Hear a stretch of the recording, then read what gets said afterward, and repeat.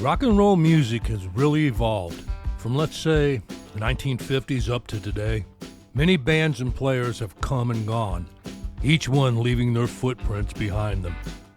The three guitar players I want to share with you here in this video, each one has their own special style and story. You know, the sounds of rock and roll, in my opinion, always starts and ends with the electric guitar. And in the beginning, especially them big old Archtop guitars. Players would add some reverb and delay, a few would slip on a thumb pick, maybe a slide on their finger, and make some great music with that ever-evolving hollow body sound.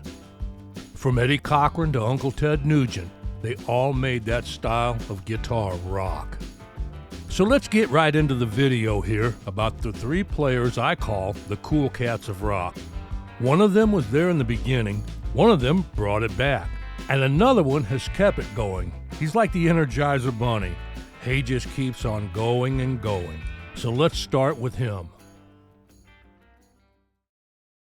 George Thorogood is like the Energizer Bunny. He just keeps on going, and he hasn't slowed down since the day he decided to be a guitar player. Even now, he can still rock an audience into party mode. He straps on his Archtop Gibson, cranks his amp up to 10 and lets it rip, night after night, city after city. George and his group, the Destroyers, have been putting on shows since the early 70s. I may sound a little biased in this video, but after seeing one of his shows many years ago, I still rate his in my top 5 of best live performances I have ever seen. So now let's kick back, take a look back at how he got his start and moved up the ladder to get where he is at today. George Lawrence Thorogood was born in Wilmington, Delaware on February 24, 1950, and was raised in Aamons Manor, a suburb of Wilmington. He was the middle one of 5 children. He graduated from Brandywine High School in 1968, and he played some semi-professional baseball. If you can't hit a fastball or throw one, then you become a rock and roll star, he said, laughing. Then he goes on to say, to most, music was a hobby, but to me, I knew it was going to be my profession. George started out on acoustic guitar playing solo, using a thumb pick and his fingers. When he decided to move on up to electric guitar, he had to get him an Archtop style because he needed that acoustic feel in his hands.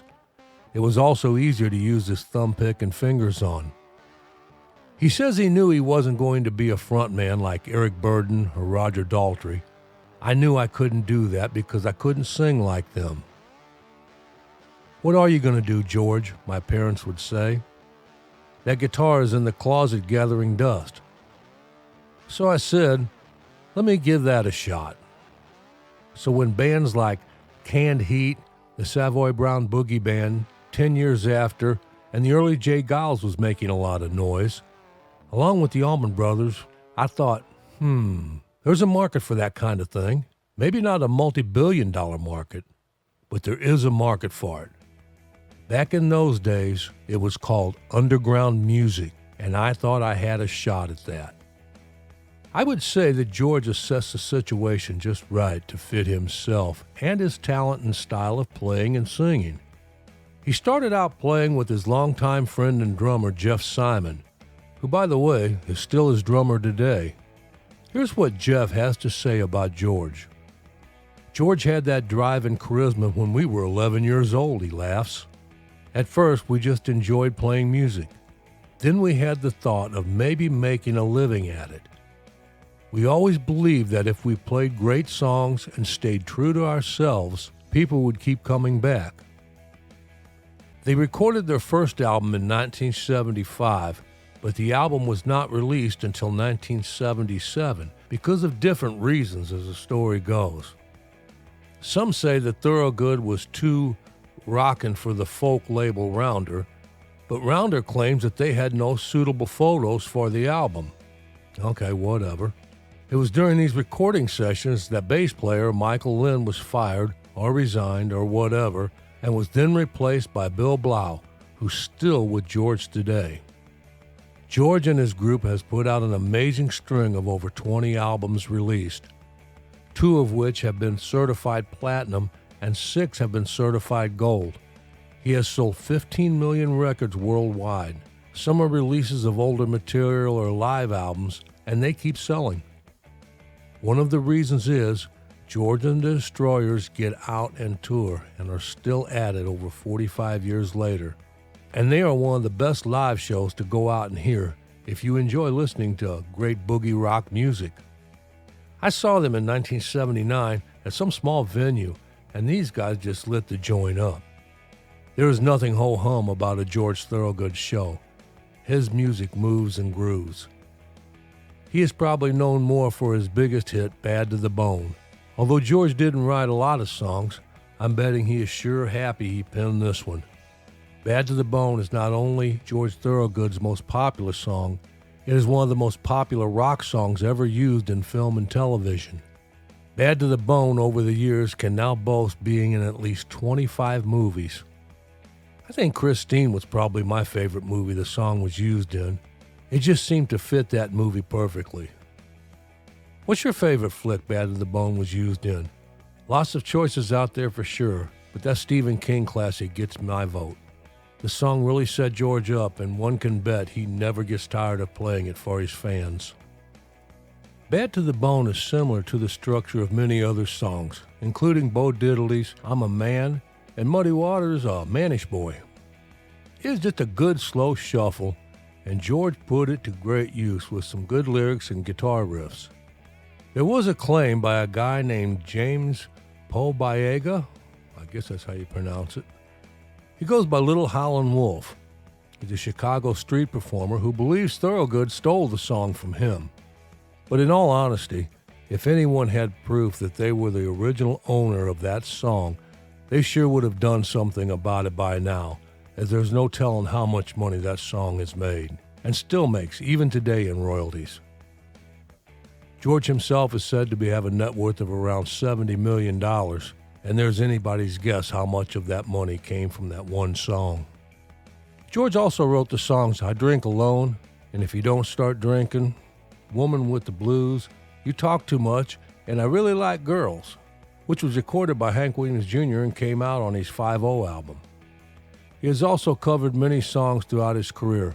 Some of my favorites are One Bourbon, One Scotch, One Beer, Bo Diddley's Who Do You Love, and that Hank Williams Sr. classic, Move It On Over, and Chuck Berry's Reelin' and Rockin'. If you aren't too familiar with George Thorogood, check out some of these songs I just mentioned. You can't go wrong with any of them.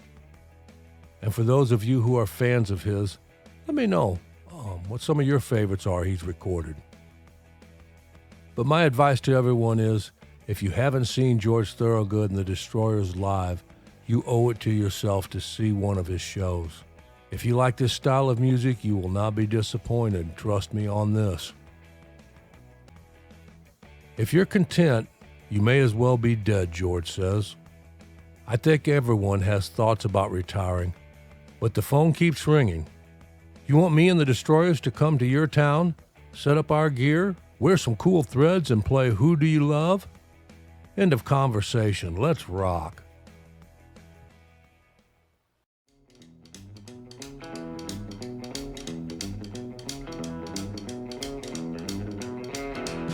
Brian Robert Setzer was born April 10, 1959, in Massapequa, Long Island in New York.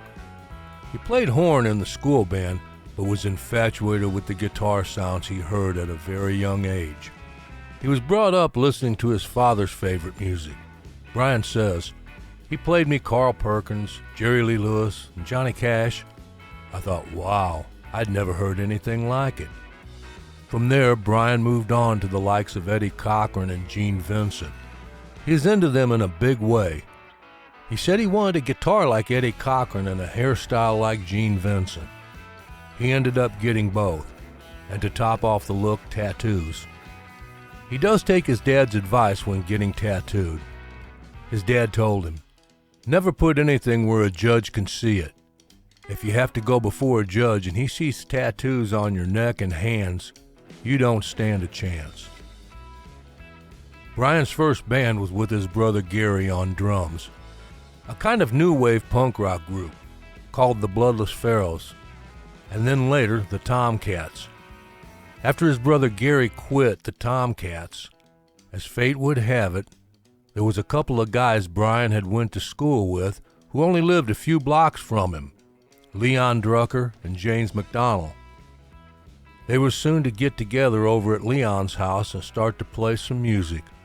Leon, later known as Lee Rocker, was playing stand-up double bass, and James, later on known as Slim Jim Phantom, downsized his drum kit and at Brian's urging started to stand up and play instead of sitting behind his drums. The music that came out was a rockabilly sound that hadn't been heard in 20 years.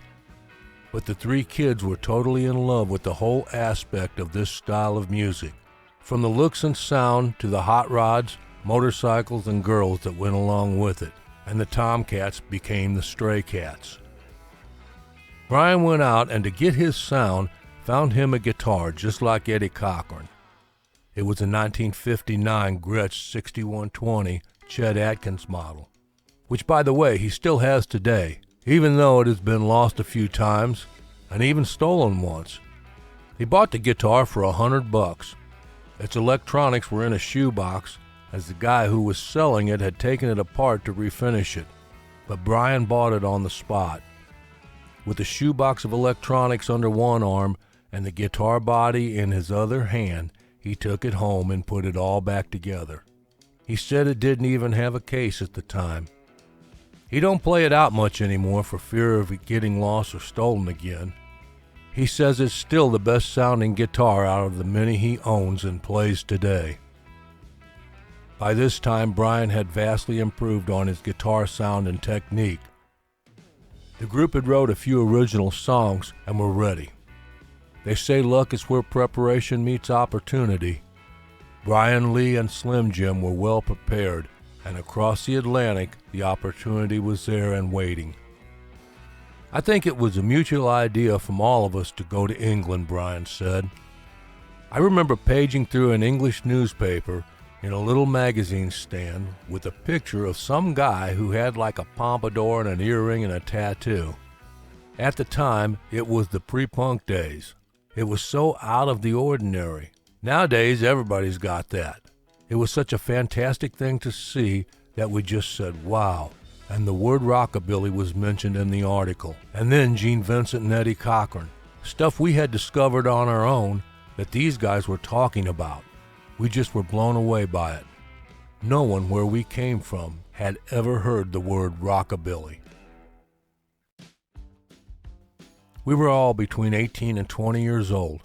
We didn't care. We sold everything we had, and I mean everything. We had a little PA, we sold that. I sold guitars. Jim and Lee sold their stuff. We really pitched in to get enough to buy plane tickets. We left with just a Gretsch guitar, a stand-up bass, a drum and a cymbal, and a few clothes. They found a guy who managed them, and he allowed them to stay at his parents' house just south of London. And within a year, they were to record their first album and start opening shows for the Rolling Stones. Brian tells this story about hanging out with Keith Richards. When I walked in his room, he was blasting the Sun Sessions. Then he handed me a gun, and we went out and shot rats. That's pretty rockabilly, man. While playing a gig in London, they met producer Dave Edmonds. He offered to work with the group, and they entered the studio to record their self-titled debut album, released in England in 1981 on Arista. They were popular right out of the box, scoring 3 straight hits that year, with Runaway Boys, Rock This Town, and Stray Cat Strut. Their follow-up album wasn't as well received, and stung by the negative reviews, the Stray Cats decided to return to the States and make a go of it.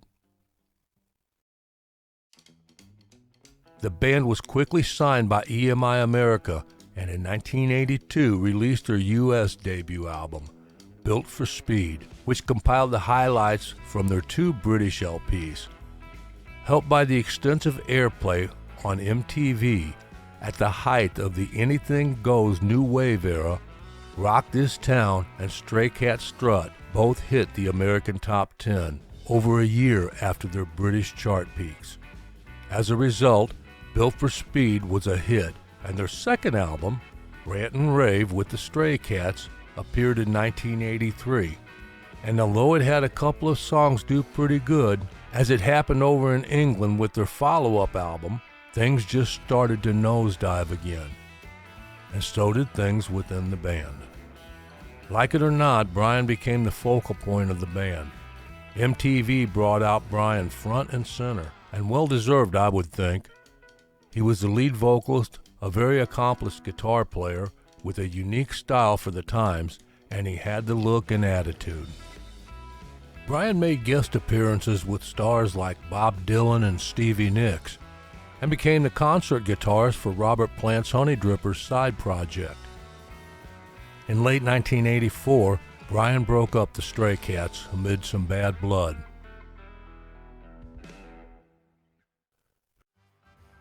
As the 90s rolled in, Brian got the idea to put together a big band, an orchestra, with him, the guitarist, fronting the show, and playing some big band sounds and songs. What made him decide to go in that direction?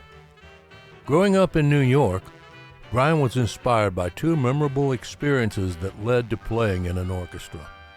As a teenager, with a fake ID, he was led into a club one night where he discovered the Thad Jones Mel Lewis Big Band. I wandered into this experience, and when I heard that sound, I was blown away, he said. I couldn't believe how good it sounded. Brian said that as a kid, he often stayed home to watch Doc Severinsen and the Tonight Show Band on Johnny Carson. That was a different style, maybe a little more jazzy. It was a little more mainstream, but just as good. And I imagined myself up there with a guitar playing with the Tonight Show Orchestra. I was a little kid thinking about that. I got to meet Doc later on in life, and I told him that. He said, "Geez, well, I wish we would have known. We would have had you come up." Those two musical experiences in my life was what made me want to start the big band. Between the orchestra and getting back with the Stray Cats once in a while, Brian has had a long and consistent career. Either way, he has left a good trail in the music business road. He brought back rockabilly music years after it was almost forgotten about. Then after that, he brought back the big band sounds. He has an uncanny way of going against the grain and coming out on the good side. One thing he had going for him was he had talent. He was a charismatic frontman. When the Stray Cats videos hit MTV, everyone was wanting to know who the guitar player and singer was. Brian Setzer, he got to play the music he wanted to play and made it work in a business that usually turns their back on someone who won't conform to their trends. So even if his touring days are over, I'm pretty sure he can look back and smile at his career.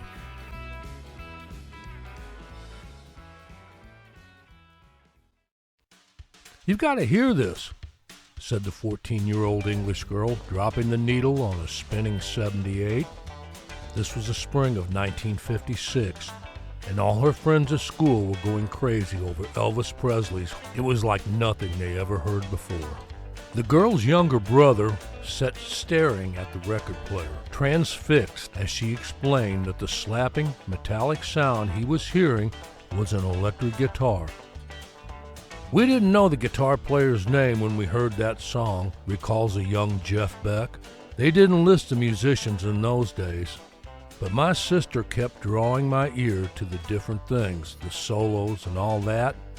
If it wasn't for that experience, there's no way I would ever have thought about any of it." Elvis stuff was the real start of it. That was a rocket ship taking off for a whole bunch of us. And I'm sure it was. There were many more up-and-coming guitar players just like Keith Richards and Jeff Beck, watching and hearing that ship take off. Scotty was one of the first to bring rock and roll up to the front on records and television. Scotty had a lot of help from Elvis Presley getting his guitar playing out there, and many say if it wasn't for Elvis, we might not have ever heard of a Scotty Moore. And maybe that's true, but there's a chance without Scotty Moore, we might not have heard of Elvis Presley either. So let's take a look back and see why I say this, and then you can make your own assumptions.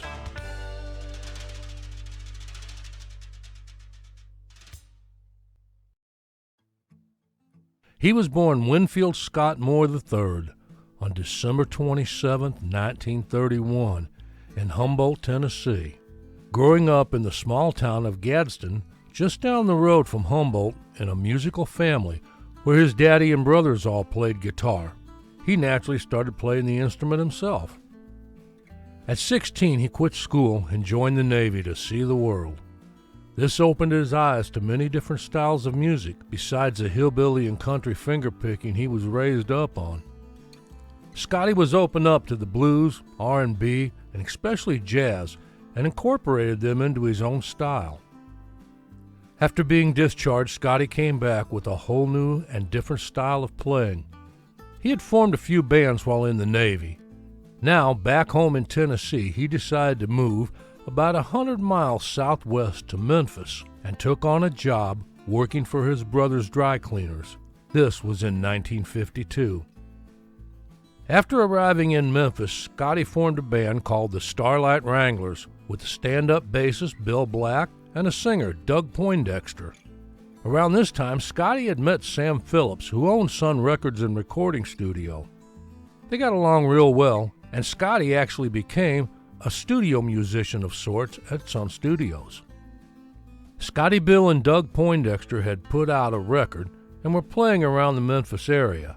But now old Doug was about to become a footnote in rock and roll history, as one day Sam Phillips called Scotty and asked him and Bill Black to give this kid singer a listen and see if he might be worth recording.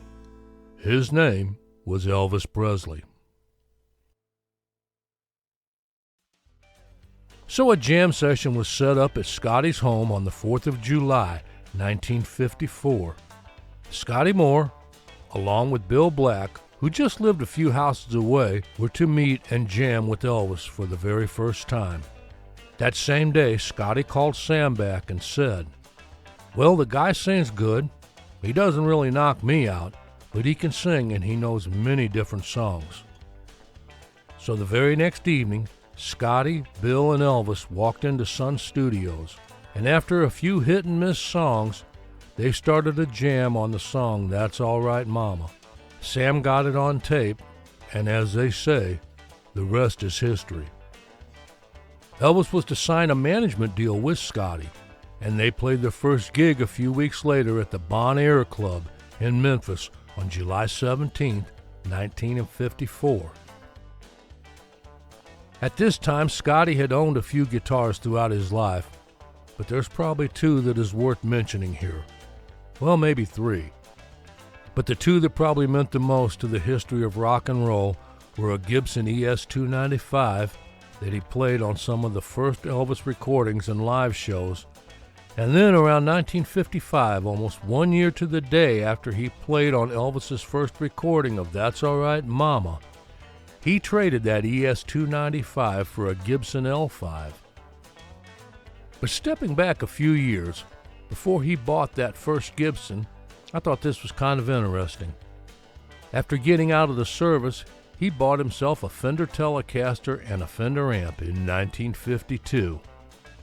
Although the guitar didn't last long, as Scotty traded to the Houck Music Store in Memphis for the ES-295, saying, "The Streamline Fender just didn't feel right when I played it. It probably had something to do with its shape. The Gibson was more feminine. I could make out with the Gibson. I couldn't get it on with a Fender." On July 7th, 1955, Scotty would trade that ES-295 in on the Gibson L5. As you can see here by the receipt, the L5 cost him $629.28 with the case. And I'm guessing here, and correct me if I'm wrong, but the FC next to the added charge of $56.56 that brought the total to $685.84 was possibly the balance that he still owed Houck Music on the ES-295. He was given $225 trade-in, which brought the total owed to to $460.84. Now that was some serious money for a guitar back in 1955. A few years later, Scotty would change guitars again, trading the L5 in on a Gibson Super 400. But these two guitars, the L5 and especially that ES-295, were the ones guys like Keith Richards and Jeff Beck and George Harrison first heard on them early rock and roll recordings. That ES-295 bounced around Memphis for years. Eventually, Memphis singer and good friend of Elvis, Jimmy Velvet, bought it for his memorabilia museum. Today, it's part of a collection belonging to Larry Moss, who in 2007 put it back in Scotty's hands so he could play it a little.